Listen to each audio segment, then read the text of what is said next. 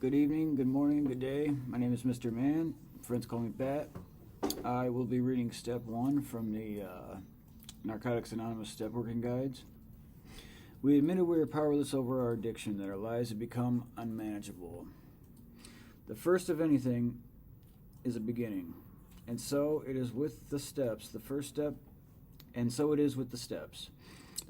is the beginning of the recovery process. The healing starts here. We can't go any further until we've worked this step. Some NA members feel their way through the first step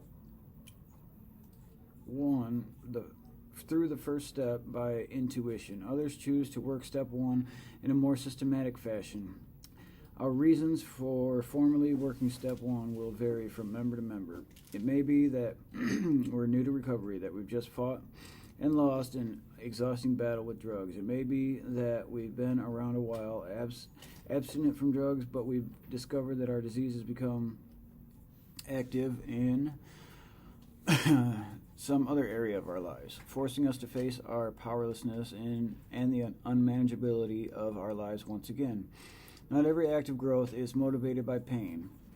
It may just be time to cycle through the steps again, thus beginning the next stage of our never-ending journey of recovery. Some of us find a measure of comfort in realizing that a disease, not a moral failing, has caused us to reach this bottom. Others don't really care what the cause has been, we just want out. Whatever the cause, it's time to do some step work, to engage in some concrete activity that will help us find more freedom from our addiction, whatever shape it is currently taking.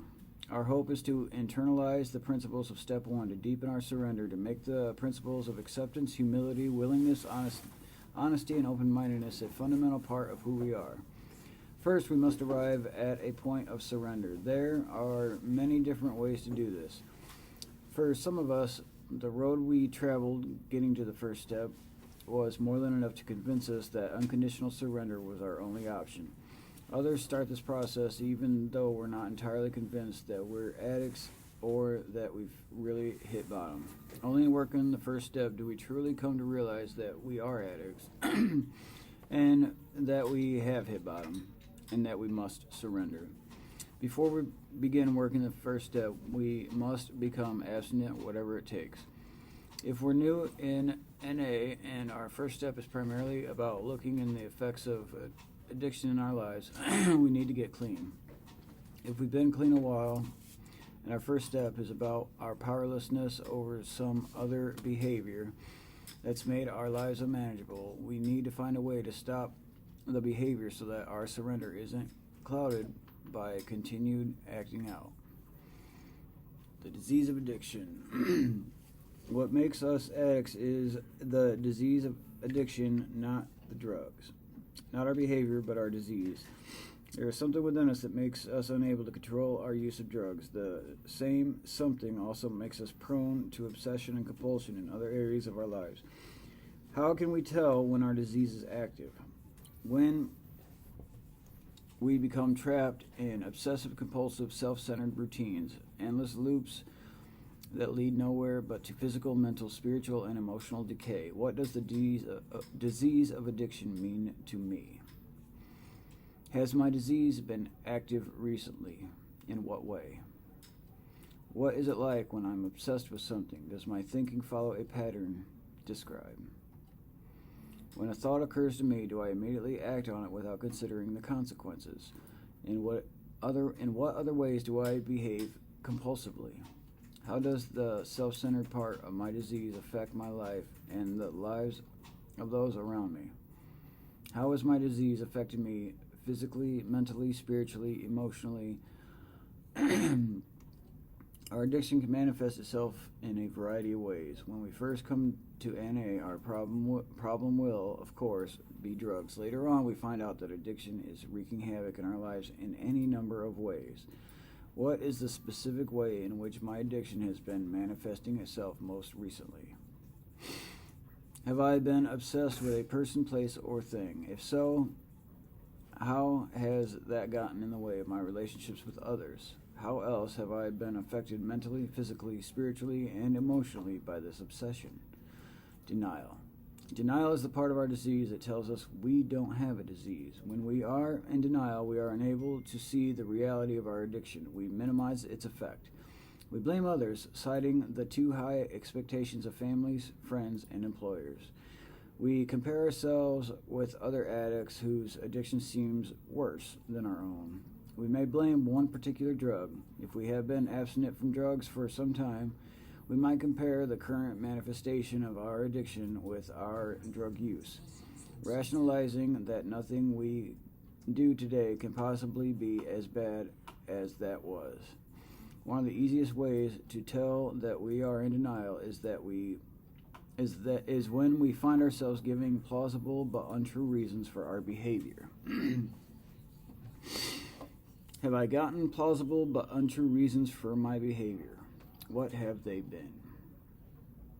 Have I compulsively acted on an obsession and then acted as if I had actually planned to act that way? When were those times? How have I blamed other people for my behavior? How have I compared my addiction to others' addiction? Is my addiction bad enough if I don't compare it to anyone else's? Am I comparing a current manifestation of my addiction to the way my life was before I got clean? Am I plagued by the idea that I should know better? Have I been thinking that I have enough information about addiction and recovery to get my behavior under control before it gets out of hand? Am I avoiding action because I'm afraid I will be ashamed when I face the results of my addiction? Am I avoiding action because I'm worried about what others will think? Hitting bottom, despair, and isolation. Our addiction finally brings us to a place where we can no longer deny the nature of our problem. All the lies, all the rationalizations, all the illusions fall away as we stand face to face with what our lives have become. We realize we've been living without hope. We find we become friendless or so completely disconnected that our relationships are a sham, a parody of love and intimacy. Though it may seem that all is lost when we find ourselves in this state, the truth is that we must pass through this place before we can embark upon our journey of recovery. What crisis brought me to recovery? What situation led me to formally work step 1? When did I first recognize my addiction as a problem? Did I try to connect it? If so, how? If not, why not? Powerlessness. As addicts, we react to the word powerless in a variety of ways. Some of us recognize that a more accurate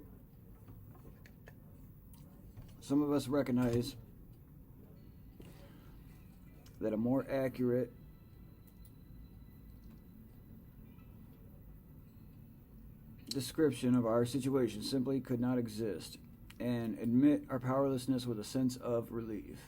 Others recoil at the word, connecting it with weakness or believing it to indicate some kind of character deficiency. Understanding powerlessness and how admitting to our own powerlessness is essential to our recovery will help us get over any negative feelings we may have about the concept. We are powerless when the driving force in our life beyond our control is beyond our control. Our addiction certainly qualifies as such an uncontrollable driving force. We cannot moderate or control our drug use or other compulsive behaviors, even when they are causing us to lose the things that matter most to us. We cannot stop, even when to continue would surely result in irreparable physical damage. We find ourselves doing things that we would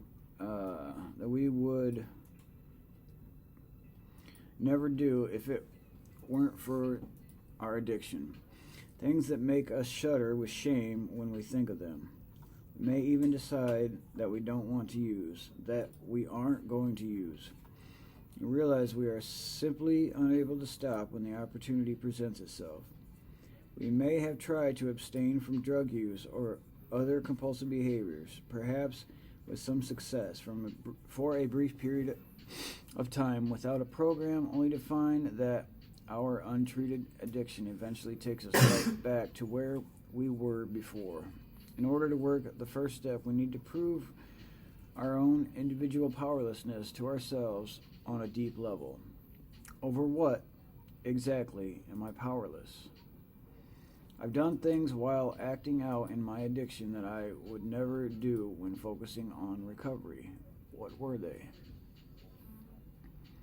What things have I done to maintain my addiction that went completely against all my beliefs and values? How does my personality change when I'm acting out on my addiction? For example, do I become arrogant, self-centered, mean-tempered, passive to the point where I can't protect myself, manipulative, whiny? Do I manipulate other people to maintain my addiction, and how? Have I tried to quit using and found that I couldn't? Have I quit using on my own and found that my life was so painful without drugs that my abstinence didn't last very long? What were these times like? How has my addiction caused me to hurt myself or others? Unmanageability. First step asks us to admit two things. One, that we are powerless over our addiction, and two, that our lives have become unmanageable.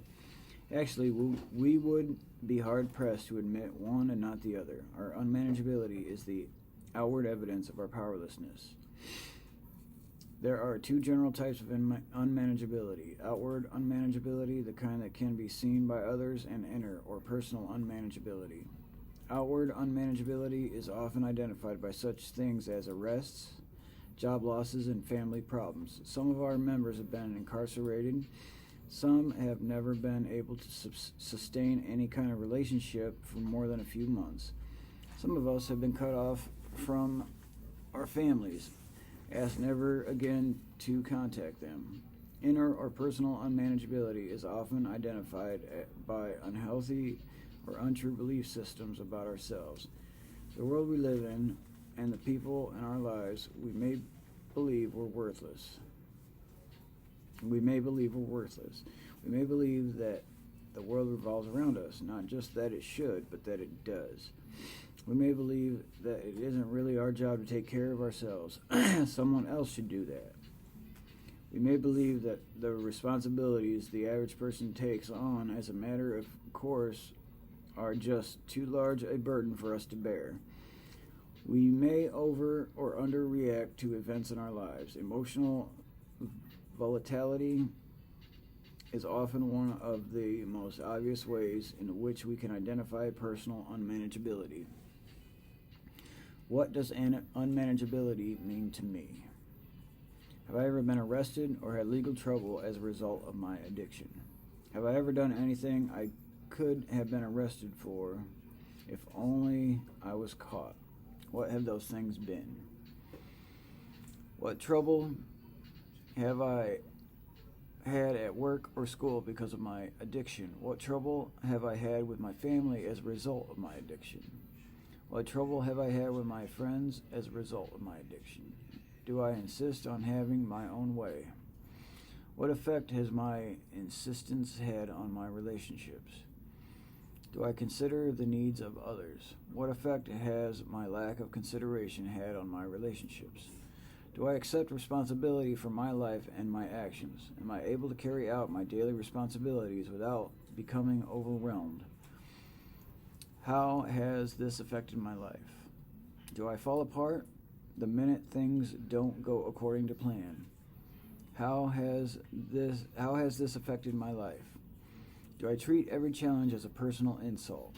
How has this affected my life? Do I maintain a crisis mentality, responding to every situation with panic?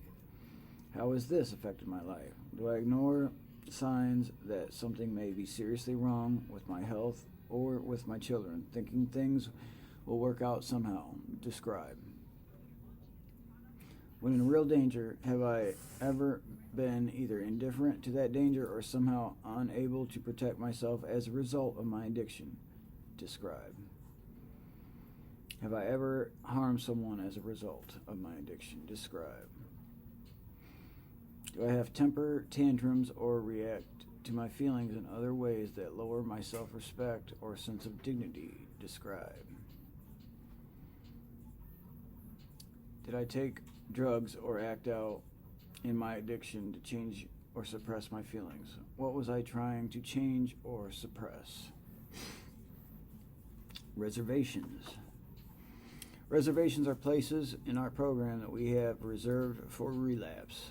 They may be built around the idea that we can retain a small measure of control. Something like, okay, I accept that I can't control my using, but I can still sell drugs, can't I? Or we may think that we can remain friends with the people we used with or bought drugs from.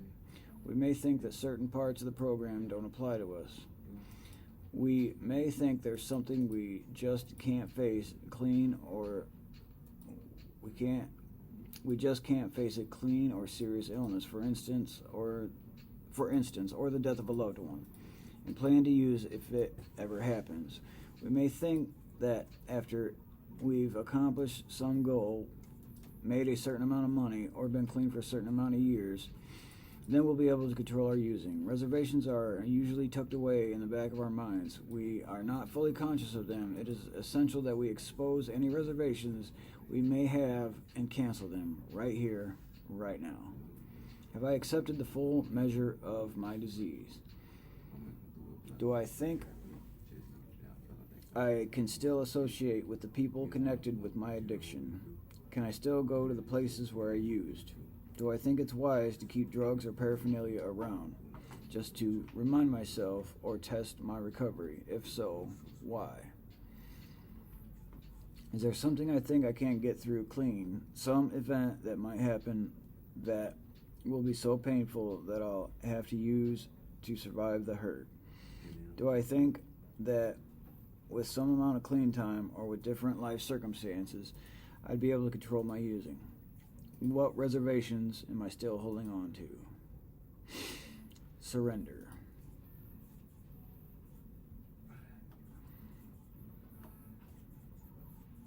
There's a huge difference between resignation and surrender. Resignation is what we feel when we've realized we're addicts but haven't yet accepted recovery as the solution to our problem. Many of us found ourselves at this point long before coming to Narcotics Anonymous. We may have thought that it is our destiny to be addicts, to live and die in our addiction. Surrender, on the other hand, is what happens after we've accepted the first step as something that is true for us and have accepted that recovery is the solution. We don't want our lives to be the way they have been. We don't want to keep feeling the way we've been feeling. What am I afraid of about the concept of surrender, if anything? What convinces me that I can't use successfully anymore? Do I accept that I'll never regain control even after a long period of abstinence? Can I begin my recovery without a complete surrender? What would my life be like if I surrendered completely? Can I continue my recovery without complete surrender? Spiritual principles. In the first step, we will focus on honesty, open-mindedness, willingness, and humility, and acceptance. The practice of the principle of honesty from the first step starts with admitting the truth of our addiction and continues with the practice of honesty on a daily basis. When we say, I'm an addict in a meeting, it may be the first truly honest thing we've said in a long time. We begin to be able to be honest with ourselves and consequently with other people. If I've been thinking about using or acting out on my addiction in some other way, have I shared it with my sponsor or told anyone else? Have I stayed in touch with the reality of my disease, no matter how long I've had freedom from active addiction? Have I noticed that now that I don't have to cover up my addiction, I no longer need to lie like I did? Do I appreciate the freedom that goes along with that? In what ways have I begun to be honest in my recovery? Practicing the principle of open-mindedness found in step 1 mostly involves being ready to believe that there might be another way to live and being willing to try that way. It doesn't matter that we can't see every detail of what that might be, or that it may be totally unlike anything we've heard about before. What matters is that we don't limit ourselves or our thinking. Sometimes we may hear NA members saying things that sound totally crazy to us, things like surrender to win or suggestions to pray for someone we resent.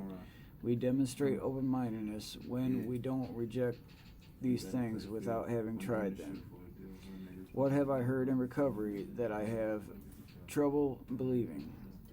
Have I asked my sponsor or the person I heard say it to explain it to me? In what ways am I practicing open-mindedness?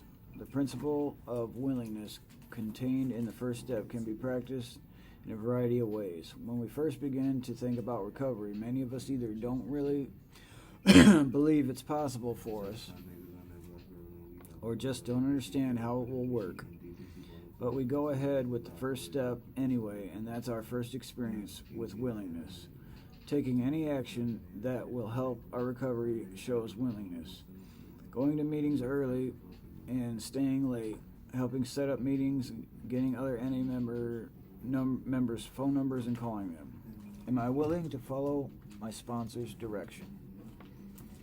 Am I willing to go to meetings regularly? Am I willing to give recovery my best effort? In what ways? The principle of humility, so centered in the first step, is expressed more purely in our surrender. Humility is most easily identified as in acceptance of who we truly are, neither worse nor better than we believed we were when we were using, just human. Do I believe that I'm a monster who has poisoned the whole world with my addiction? Do I believe that my addiction is utterly inconsequential to the larger society around me, or something in between? Do I have a sense of my relative importance with my circle of family and friends in society as whole? What is that sense?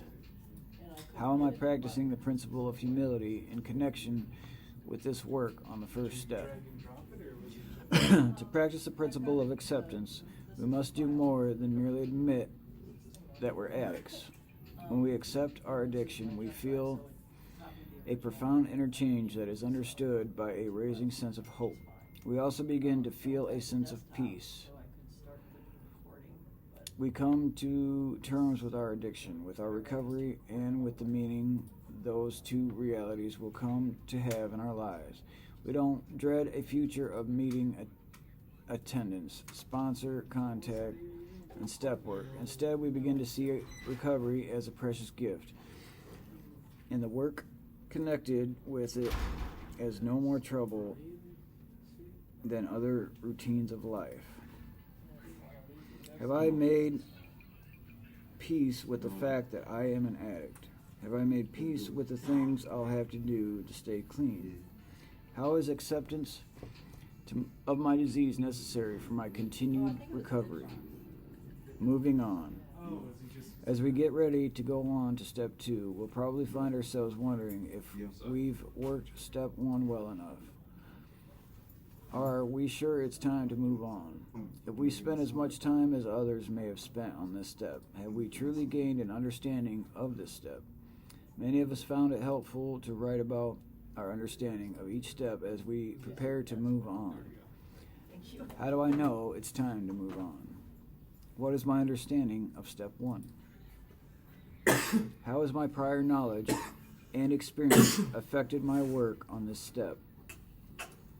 We've come to a place where we see the results of our old way of life and accept that a new way is called for. But we probably don't see how rich with possibilities the life of recovery is. It may be enough just to have freedom from active addiction right now, but we will soon find that the void we have been filling with drugs or other obsessive and compulsive behaviors begs to be filled. Working the rest of the steps will fill that void. Next in our journey toward recovery is step 2. Thank you for listening. Remember, hold on to that hope. Never forget it. And we got you back. If you have any questions, leave comments, and I'll try to answer any questions that I can. Thank you.